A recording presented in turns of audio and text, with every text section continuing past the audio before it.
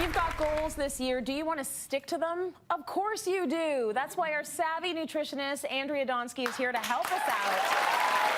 She's from naturallysavvy.com, and you've got some tips for us that are going to, sort of break things into bite-sized pieces so you can actually stick to some of your goals this year. Right. So I thought it would be interesting to start with a statistic in terms of New Year's resolutions. Okay. So 41% of us make New Year's resolutions every single year. But guess how many follow through with them?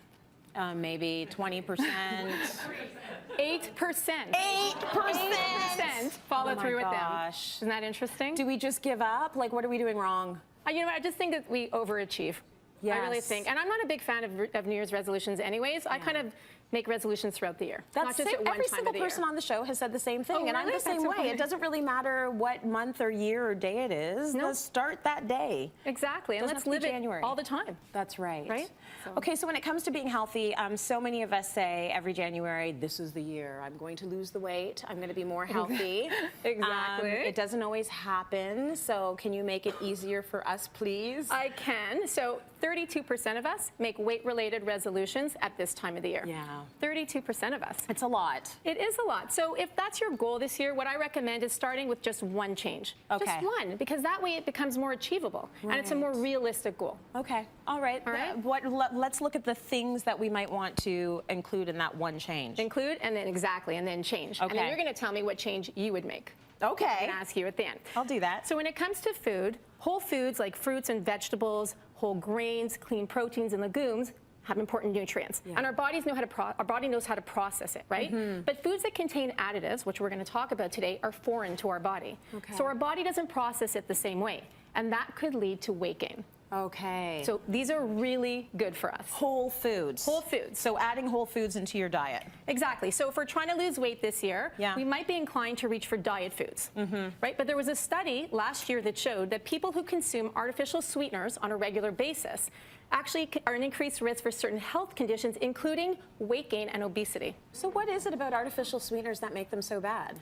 Well, first of all, there's so many side effects. People can get headaches. I mean, I've interviewed people where they've had crazy side effects. So, and they're chemicals, right? They're man-made. So my whole thing is those healthier alternatives. So great options, natural sweeteners instead, stevia, monk fruit, xylitol, and erythritol. Okay, they're all natural. They're all natural. Sweeteners. They're all sweeteners. They're all low in calories, which is why we reach for those artificial sweeteners in the first place. Right. And you could use them the same way that you do artificial sweeteners. You can put them in coffee or tea. You can use them for cooking. I use xylitol in my soups all the time, and I love it. Okay, and nice. I replace it, either artificial sweeteners, I don't use them, but I replace it for sugar. Lovely. You can sprinkle it on your fruits, and then you can use it for baking as well. Good. Okay, I'm a big fan of stevia. I know not everyone loves it because it's got a bit of that medicinal taste, but I like it. Yeah, a lot of people Works do. for me. All right, so my whole motto is education, not deprivation. Okay. So I believe finding those healthier options. We can make better choices. Yeah. So some savvy swaps that we can make that don't include any artificial sweeteners. For example, if you like diet soda, you can look for a brand that uses stevia instead of aspartame. Right. When it comes to bubble gum, I don't know if you know this, Tracy, but gum can have up to 3 different types of artificial sweeteners in it. Even bubble gum. Oh, I didn't know that. And who's chewing bubble gum? Kids. Right. Yeah. So our kids are getting those artificial sweeteners. So instead you want to look for a brand that uses a natural sweetener like xylitol. And you'll see that on the front of the package. But always read the ingredients to make sure that there is no aspartame or sucralose or anything artificial. So you're looking for natural sweeteners. That's the important thing. And same with your pudding here. Is that Jello? So exactly, that's an alternative. It's a gel dessert. And this is chocolate pudding that I want you to try. Again, no problem. I know you love chocolate, so sugar-free. Here. Keep in mind it's sugar-free. And this brand uses stevia and erythritol to sweeten it. They probably don't trust me now because it's chocolate and they know what I'm going to say. but it's very good. It's very good. And I love it. It's sugar-free. Okay, so let's move on now to what we have here. Right, so another additive that is linked to weight gain is monosodium glutamate. Okay, that's a long one. That's a long one, or we'll call it MSG for the purpose of the segment. Okay. Now the reason it does that is because it boosts our appetite, causing us to eat more. Oh, okay. How often can you stop at just one chip? Please. Right. So what does that even mean? What is that exactly? So here I have some chips that I would like you to try. So instead, what you can do, so some savvy swaps you can make when it comes to flavored chips, which are, by the way, often have monosodium glutamate in it. You can look for organic brands or brands that don't have it. Now, something to keep in mind, this is important.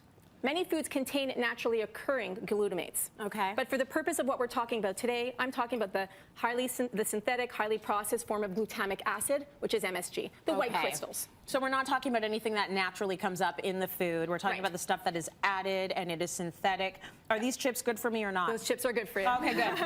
Good. Because I could eat that whole bowl. That was good. Another food that commonly has added MSG is soy sauce. Yes. So instead, what I would recommend is looking for a tamari sauce. It has a richer, milder taste. And in this case, this brand is also wheat-free. Now, wheat, it's gluten-free as well.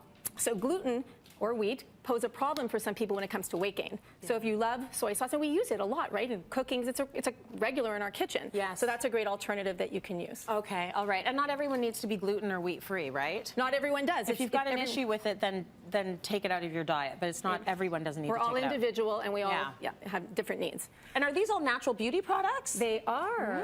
So aside from watching just what we eat, we also have to be mindful about the personal care products we put on our skin. Yes. That's because we absorb 60% of what we put on our body. Oh, no. 60%, right? So it's really important. And we want to be mindful of certain ingredients like parabens or phthalates or synthetic fragrances. Yes. On average, women use 12 products containing 168 different chemicals every single day before we leave the house. So we're talking deodorant, body wash, shampoo, toothpaste, makeup.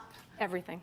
168 different chemicals. And that's all going in, 60%. That's all 60% is we're absorbing. Yeah. So we really want to look for clean brands. And over time, it can start to accumulate, right? So brands that you want to look for, like, for example, you're talking about shampoo, makeup wipes.